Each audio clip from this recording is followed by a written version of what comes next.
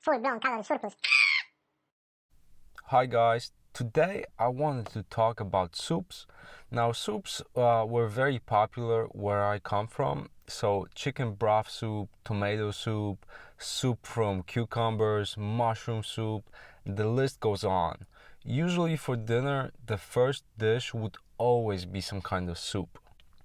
Obviously, in today's fast-paced global world, there is less time and effort reserved for cooking, so soups are becoming less popular, and in my opinion, that is a big mistake. First, soups are usually low in calories and can fill you up before the main meal, so kind of naturally there is a lesser tendency to overeat. Second, soups can be a very nutritious portion of vegetables in your daily diet.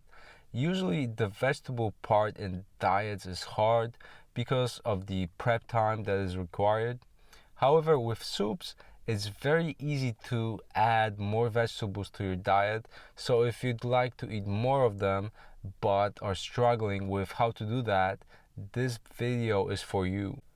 Third and last, vegetables tend to be very cheap, especially in season, so it's budget friendly. Alright, so what can be a problem with soups? Biggest problem in my opinion is when you yourself don't make the soup. So either you are eating out or somebody else in your family is cooking. For example, you go out, order a mushroom soup thinking it's low in calories because, well, mushrooms are really low in calories. But actually what happens is the restaurant adds a lot of potatoes to make it thicker and heavy cream for taste.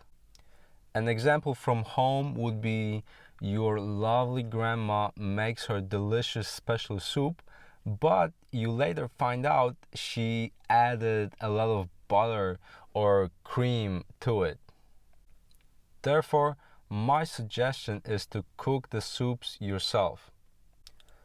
Like I mentioned, soups can be very low in calories, especially if they are mostly made of vegetables and you don't add noodles. My favorite soups are cream soups, so they are blended at the end. Here are some ideas and my own pictures of soups I made. One type I buy is actually pre-made. It's the yellow cream soup, so it's made of carrots, squash, and yellow bell peppers. And where I live, you can buy these frozen packets of vegetables that are designed to be blended into a soup. This way, it can take you about 20 minutes to prepare a few portions of a soup. You just need a little bit of actual vegetable broth, or I find that just dissolving a broth cube in water works okay. Cook for 15 minutes, blend, and you are done. Another type is green cream soup. So this comes with broccoli, zucchini, spinach, and green beans. These are all great. You can just keep a packet in the freezer and prep very quickly. Add some cut up toast and done. Obviously, you can use fresh vegetables like blend broccoli with broth, which I also like.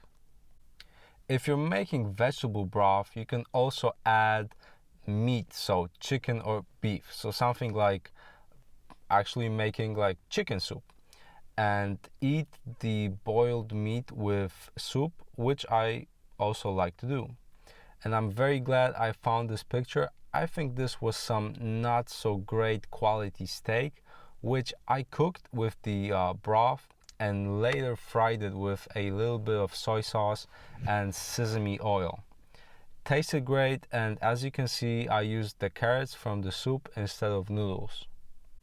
So that's it for my pictures, because to be honest, I have not been eating a lot of soups lately, but that needs to change because soups are simply awesome. However, I also cook cream of tomatoes, which is great. However, you would need to skip the cream. And side comment on the picture of the tomato soup. Like I said, this is what it might look like when you go out. So it looks awesome, right?